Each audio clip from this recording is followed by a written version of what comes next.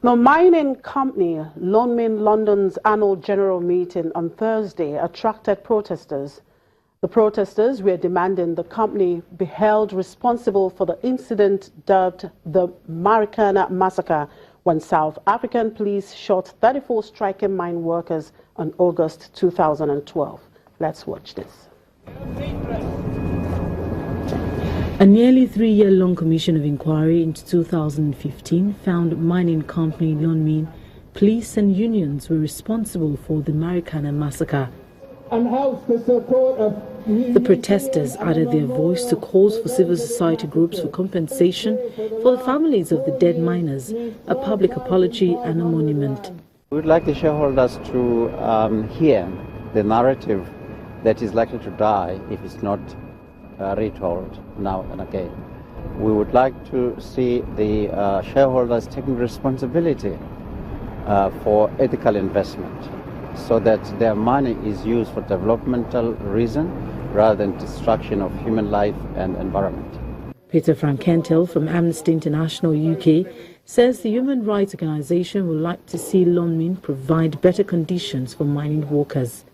We would like to see the company act with urgency in providing affordable accommodation to those who live in squalid conditions in informal settlements around the Marikana mine. We'd like to see the company end its approach of misinformation, excuses as to why it hasn't constructed the houses it promised. We'd like to see much greater transparency as to its approach. The protesters are demanding a public apology. They are demanding that it put a structure, a monument that would have names and pictures of the deceased. They're also asking that they do something to accommodate about 30,000 workers who live in tin shacks without clean water and access to electricity. Uganda is negotiating a $2.3 billion loan with China's Exim Bank to fund an initial 273-kilometer stretch of rail line the East African country is planning to build for faster and cheaper transportation.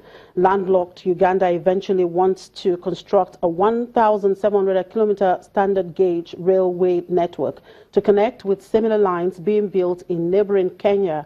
The rail links are expected to help to boost the volume and efficiency of trade between Kenya's Indian Ocean seaport of Mombasa and its vast hinterland stretching to South Sudan, Eastern Democratic Republic of Congo, Rwanda and Burundi. Once fully completed, the railway will have several arms connecting it to Congo, Rwanda and South Sudan.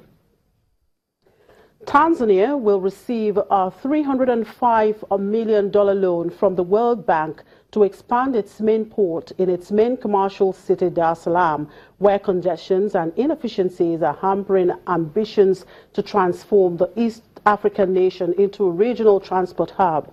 The port, whose main rival is the bigger but also congested port of Mombasa in Kenya, acts as a trade gateway for landlocked African states such as Zambia, Rwanda, Malawi, Burundi and Uganda, as well as the eastern region of the Democratic Republic of the Congo. The World Bank said in a 2014 report that inefficiencies at Dar es Salaam port was costing Tanzania and its neighbors up to $2.6 billion a year. Tanzania wants to lift capacity at the port to 28 million tons a year by 2020 from 15 million tons currently. The loan deal was announced following talks in the capital between Tanzanian President John Magufuli and Mark Diop, the World Bank Vice President for Africa. And that's it on the program. Thank you very much for being part of it, and do have a beautiful weekend.